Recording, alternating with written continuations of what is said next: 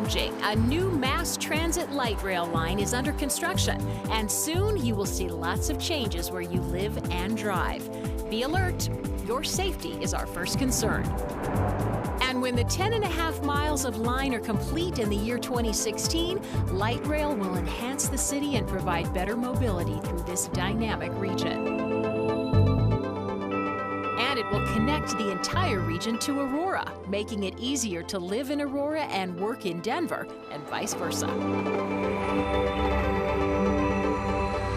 As this line is constructed, there will be some short-term pain, but tremendous long-term gain as it carries workers, residents, students, and visitors throughout the city. Welcome aboard RTD Light Rail. Connecting us with Aurora Metro Center, Anschutz Medical Campus, Denver International Airport, downtown Denver, the Denver Tech Center, and more.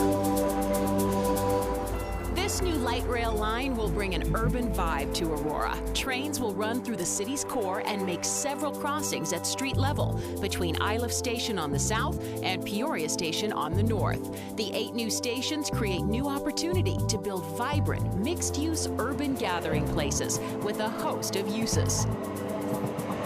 We are at Colfax and Fitzsimmons Parkway, and we are building a elevated station at this location. It'll be the Colfax station.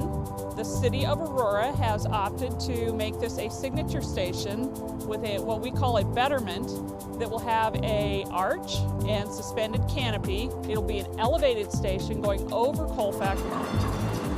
The train is going to be coming north on the west side of Abilene here, and it's going to make a turn right through the center of the intersection. It'll be on the side of Abilene, and it's going to come straight down the center of Exposition here. So right now, where you have 4 lanes of Exposition, you're only going to have 2 with the train going down the center of it. There's going to be a fence running down the center of it that'll keep people from crossing into the guideway. Well, I'm at the intersection of Alameda and Sable in Aurora. The light rail train, as part of the 225 project, will be passing Alameda on the east side of the intersection. There will be warning devices put in place, automatic vehicle gates, there will be flashing warning signals, there will be bells, and there will also be illuminated warning signs that will activate when a train is approaching.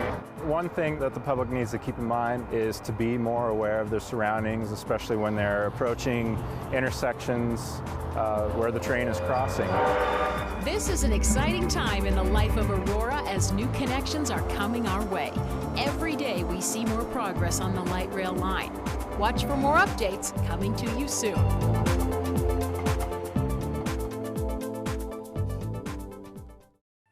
Yeah, I need an ambulance over here. Engine 13, fire dispatch. 34 female, conscious difficulty breathing. In the early morning hours of May 22nd, 2013, Yeah, tell her we have help on the way. We're going to get them there as soon as we can. Mandy Namkis needed help, and fast. She was very serious. Engine 13 medical. Thankful that her husband, had the wherewithal to call right away. She is not breathing. John Woody Woodruff and his partners Cameron, Eric, and Glenn from Aurora Fire Station 13 got the call and were on the way within minutes. Engine 13, copy on scene. Everything was happening so fast, and no one could have seen Mandy's life beginning to repeat itself with a very unique father-son connection. He's my hero. That's all there is to say. I try to model everything I do after what he taught me. On that morning, Woodruff was doing just that and following in his late father's exact footsteps. He was the biggest role model in my life, hands down. Yes. Yeah, we did everything together. You see, John Woody Woodruff and his dad, also named John, had the very rare chance to save the same woman's life exactly 18 years apart. And I remember going to the awards banquet and meeting her 18 years ago, and everything just fell into place. Both were engineers with the Aurora Fire Department, Woody Sr. with Station 6 and Woody Jr. with Station 13, when an urgent call from Mandy's family came in. Can't see, she's got chest pain, she can't breathe. And both times, a random and very severe asthma attack was threatening her life. It was about as near to death as you could possibly be. Did everything we could to keep her going to get her to the hospital. I think the biggest part, like you said, the memory of my dad. Yeah, it's very amazing to me. And that, it's very unbelievable that same call, same person, 18 years apart. The father-son team never had the chance to work side by side. John Sr. died of a heart attack just weeks before Woody started his career with Aurora Fire. But I think they worked together that night. To some, it was as if they broke all the rules, and for just one call, were in the engineer's seat together. Well, I think he would say, "Good job." He better. Ruth Fountain-Ide thinks her late husband, former Museum Foundation president Bob Ide, would be pretty impressed by Trolley Trailer 610.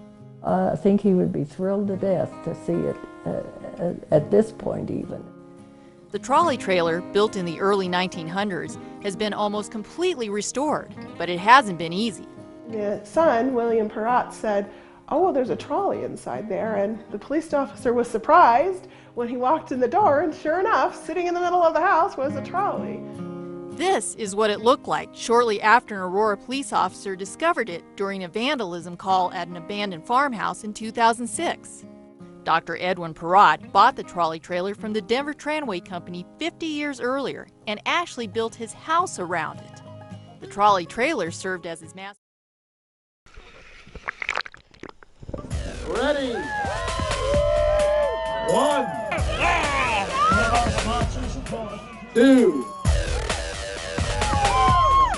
3, 1.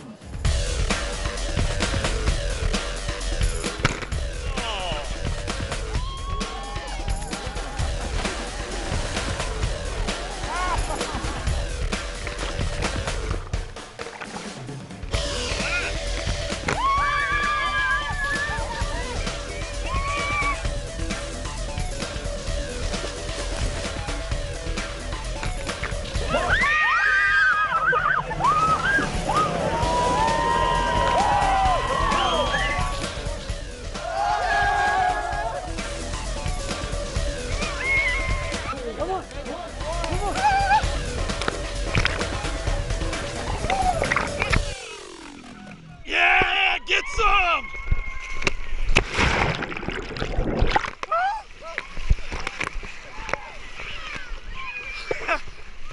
Yeah!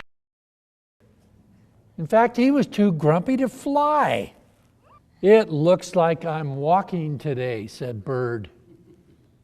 The mayor read Grumpy Bird, the winner of this year's One Book for Colorado program, which will give away more than 75,000 copies to preschoolers across the state this month. So here we have bird and sheep and rabbit, and they're all walking. The story is about a grumpy bird that learns an important lesson and makes some new friends, too. Maybe the rabbit was hopping, and maybe the sheep was walking along, and maybe the raccoon was kind of scurrying along the ground.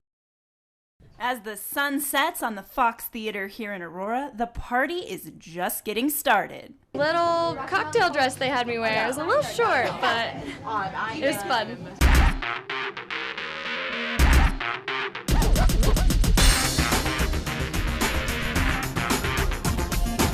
The runway is heating up at the Utopia Dystopia themed fashion show fundraiser, part of the Athena Project Arts Festival. Athena Project is a nonprofit organization. Jay Query, you're on deck.